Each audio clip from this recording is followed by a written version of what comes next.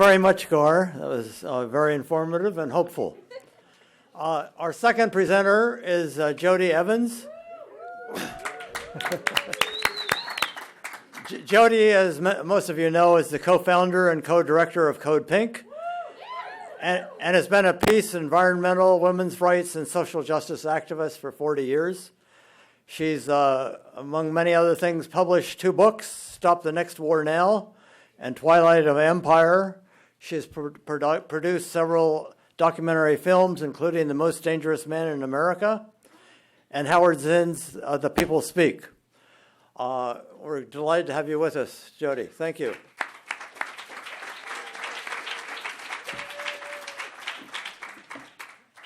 Thank you. I'd like everybody to close their eyes. When was the last time you felt peace? Go there.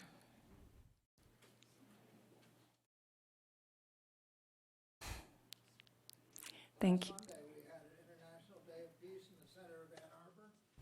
It was beautiful. The children were cartwheeling. The songs were there. The community just came. It just happened. Thank you for describing that. So we had a campaign at Code Pink. It was called Code. Communities organized to demilitarize enforcement. We worked on it for a year, and we got some mayors on our side, and what we found out was it didn't matter we had the mayors on our side. They were held hostage by their police departments.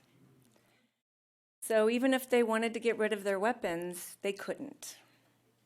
So in looking at that, I went to the WILF 100th anniversary and learned that $1.3 trillion of weapons had been sold the year before. So we look out, and there's global climate change, global inequality, and weapons beyond our capacity to even think about. You could look at that, and it can be very depressing, like overwhelming.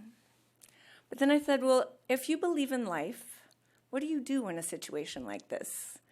Metaphorically, if you think about history, and this occurs in many, many traditions globally, there's the story of the flood. And when there's a flood, you build an ark. So what would the arks be for now? Because no matter what happens, what would it be that we need that could serve everything? And looking out from Code Pink, it was, what if we grew our local peace economies? And we're reminded of the giving, sharing, caring, thriving, relational, resilient economy, which is why we are all alive.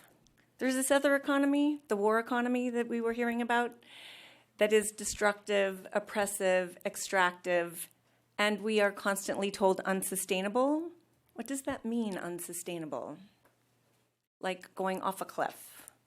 But when you watch us, we spend our time and energy and effort on this war economy. It keeps us totally sucked in. Because why? It makes us feel scarcity. It alienates us from each other. So what if I felt this in my body? I literally felt the place of constriction, and when I saw, oh, I could build a local peace economy, I felt alive. My imagination started to function. I felt connected. I wanted to go home and connect to my community and build it. And so I started asking people, how many of you could get 8 of your neighbors into action with an hour's notice? Raise your hand. To end war, to stop the militarization in your cities. So we've heard a lot of wonderful things today. To get there, we need to organize and build a movement, and it's not even in this room, and this room isn't even big enough, and this room, I'm sorry to say, is very white and old, and if we're gonna make shit happen, we're not there. So I'm an activist. I'm trying to find a tool to serve me and my community to build the movement I need just to get the frickin' weapons out of my city. And so the first thing was, okay, well, let's see, what does it take for you to go meet 8 of your neighbors? Because if we're first of all going to survive this war we're already in, and it's climate and it's weapons and it's inequality, and maybe you're not feeling it, but let me tell you the rest of the world is. Many, many people are. So we're in it. First of all, you need to be able to relate. You need to be able to have a community. It needs to be rich. You need to remember what it's like to share. Do you know I call it the feminine economy because it's the thing that's not valued anymore. And when I look at trying to end sex trafficking, one of the things I know is that we don't even value the feminine. We don't value the feminine economy or the values. How are we going to stop sex trafficking? It's part of a system. This is all a system, and it's going to take a commitment to these values to create that change and to revalue what makes us human, what connects us. And we also live in a very individualized world. This creates this alienation. How do we practice what it is to be in community again? So this growing a local peace economy is a tool. It is not an end. It's a big, complex problem, more complex than it's ever been in history. But we, as Gar said, thank you, Gar, for the great setup, we can't get there unless we build these things locally, and they start with us. But let me find out how hard it is for people to just go meet their neighbors. And we want to end war. So let's just start with us. We want Congress to vote no on war. We want, people to act. What if we just start to act ourselves on the simplest thing that becomes so hard when you're asked to go meet your neighbors? And to organize them in a way of like, okay, what does our community need? The results of the war economy are in all of our communities. And they're mostly in the communities of color that are connected to our communities. How related are we to them? So when I say growing a peace economy, that means me going into a community that is at the effect of the war economy. War serves the war economy. Just FYI, we have to end the economy to end war because it's served the war economy as Gar described and so many people have described today. So how do I go into the effects of that in my community and ask them what they need from me? Very much like we heard earlier, like, what is it that you need from me? First of all, it will remind us of what it is like to be generous. And do you know the amazing thing that's come back about the local peace economy is when people start to be in the generous economy, in the giving economy, they remember, because we all know how amazing that economy is. And as soon as you're in it, you're present in another world, in a world that is generous, is abundant. I mean, Gar described how abundant the world, this country is that we live in. But what do most people feel? Scarcity. Exactly. So first of all, we got to remember so that we can teach. And then, what is it like when we start to give to these communities is to also find out who we are. We don't know who we are until we give it away. And so often what I've heard back from the people that are practicing growing their local peace economy is they've discovered themselves. They've discovered what they have to offer because until you give it, you don't get to know what you have either. And so I just want to bring up a few examples. When we were at the DNC and the RNC, we got together as Code Pinkers. And in Cleveland, one of the women stood up to talk about how the pop-up for peace had changed her life. Now, this came out of a gathering of the Venice Growing a Local Peace Economy group getting together, which they do every 2 weeks. And it was 3 days after the San Bernardino attack. And I said, okay, so we're a local peace economy. How do we talk about the global? Because we're local, but we have to stay very relational to the national and the global because it's a big system that we're part of. And we have to remain committed to the entire system. It can't be about us. It can't be about our community. It can't be about our city or our country. We need to stay constantly connected and remembering what that word solidarity means. Going around the room, I mean, the power of what's in a room when you get together is also the same. So it's how do you give yourself, but what's in your local community room? Went around, everybody popped up ideas until it became, we could ask local restaurants to give us a night where we all pay for our own meal, but we invite the Muslim community in with our community, and we just talk about what is Islamophobia. We listen to them, we talk about our fears, we just share. And this woman had heard that, and she's now had 4.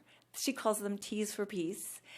And it has served both communities. But what I'm finding as these pop-up for peace happen across the country is, yes, the power of talking about Islamophobia has been, nobody wants to leave. But do you know what I think more is happening in that recognizing we don't get together and talk about real shit anymore. We don't actually be with each other to deal with what keeps us separated or the hard stuff that we can't solve, but we could start to talk about. And so what I've learned as people have started to get together is you get smarter, you find out what's in your community. Another woman that we met in Philadelphia, she had been a person who sat on her couch and watched television and was very depressed. She sold everything. Okay, the first thing you do when you start to grow a local peace economy is you divest yourself from the war economy. And that's like really a whole meditation on where do I bank? How do I, what do I do? I mean, and that came to me out of being in Ferguson when I asked the youth when I got there, how long do you think you have your dollar? And it figured out it was like 8 hours. That's how much they were being used by the war economy. They didn't even get to keep their money. So she sold everything, said okay. She bought herself a RV, went on the road, found a community, found 3 abandoned houses, and has built an amazing space for kids and arts and cultural space by occupying what had been given up and by serving the community for what it needed. And the thing about growing a local peace economy and how that's different than capitalism or the war economy is that the other things that the war economy does is it takes away our creativity. It takes away our imagination. It takes away our time. I mean, what it is to have time again. And I find that some people that shift to going into their local, I don't have time. And we just had that happen on a call this week was we were meeting on a call with all the local peace economy coordinators, and she says, I don't have time. I have to stop this and I have to do that. And I said, how many people are you doing it with? And what if you stopped, engaged with another part of the community that's affected by what you're trying to stop? And the next day she had 7 new ideas. So we don't even realize the ways that we are being oppressed. Our imaginations are being oppressed, our capacity to connect is being oppressed, and what we have inside of us that is there to be shared. And so I, invite everyone, because the local peace economy already exists. And economy is about homemaking. It originally was, how do you make home? And so it's not, capitalism is the war economy, but smiley face socialism still can be part of capitalism. And it really is, what would it be like if we spent half of our time, just half, don't even think of this as an exaggerated move, but you spend the time you are as an activist trying to end war, and you spend the time you need to start to build what is going to replace it. So what is it that we can be building to replace what's out there? Because that imagination, those answers that Gar's looking for are inside of us when we get together as a community. And the other thing is you can't do this alone. You have to find those 8 neighbors. And I got the practice from a friend in Brazil. He's now working with 50,000 kids in Mexico. And his practice was he would go to cities, communities, and say, tell me what you need. They would tell him. And he said, in a week, we will create the answer to that need from what you already have. And he never failed. And now in Mexico, he's working with these kids, and what they do in their communities is they do 5 instead of 8. It's you, and then you find 4 friends. And what you do to your community is you go to your community, say, give us a safe space, which wakes that community up to the fact that youth do not have safe spaces anymore. But when you go to your community, you ask them for something, you totally change the relationship you have with your community. So when you show up to the places in your community that have been the effects of the war economy and that live at those effects, and you say, how do I serve you? You change that relationship, and I promise you will be smarter. You will understand better how to build this movement, and you will have given something to it, so it will be willing to give something back to you. Or maybe that's where the battles are that we need to be fighting. Because if we can't change the militarization of our cities, how are we going to change the militarization of our world? And we as activists, we want to change what's way out there, but why don't we practice with what's local? And I just want to remind you that this is a tool. It is not an end. But if we don't build this one piece, how do we get to the next level? And also the piece is how fast you get smart doing this, because it really grounds you in what's true. Being grounded in the micro and not totally blown away by like how big things are and distracted and overwhelmed and powerless, it will give you power. It will give you power, and it will give you intelligence to do what's next. So when somebody says, oh, but how's it going to answer the question of the macro? Say, of the big, and how are you going to solve this problem? What about workers? You'll have actually better ways to answer that, and you remember how complex the world is, and it's not black and white. And that relationship is challenging, but it makes you a better, stronger human being. And the other thing is culture, which I so appreciate what you brought up. It is the singing, it is the connecting, it is the celebrating, it is being together. If we're going to make a world that is deeply human, it's our job to also be deeply human, and the spiritual and the cultural and the connected. And, Martin Luther King was killed for connecting the three evils, war and poverty and racism.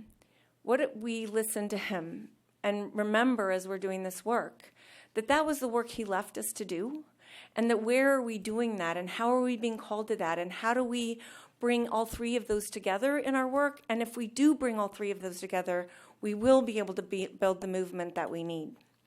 So I want to offer another tool to the community that has been working so hard. And I just want to honor and celebrate in this room the tireless effort of work and care and love of people that has kept so many working. I heard 70 years, but we heard years pile up. So at Code Pink, we started because we heard about lies that were driving us to war. Well, actually, we heard Code Pink, Code Red, Code Orange, and Code Yellow, and we called Code Pink. But as a movement, we've been in the streets, we've been fighting, we've been thinking, we've been doing all that we thought necessary to end a war that's still going. And we're gonna have a new administration in January, and I just feel that's going to take us into another era. And we have an era where we need to come together and say this happened, and it happened by these lies, and these are the costs. So December 1 and 2, we're organizing a People's Tribunal on the Iraq War, the war of a quarter of a century. And it's just simple. It's 2 days. The lies, the costs. We're looking for testimony. We're looking for partners. Find a Code Pinker. Let them know you want to be engaged. Again, it's an opportunity to engage with your cities. Every community, every city had huge costs. Add those to the testimony, and thank you for all you do.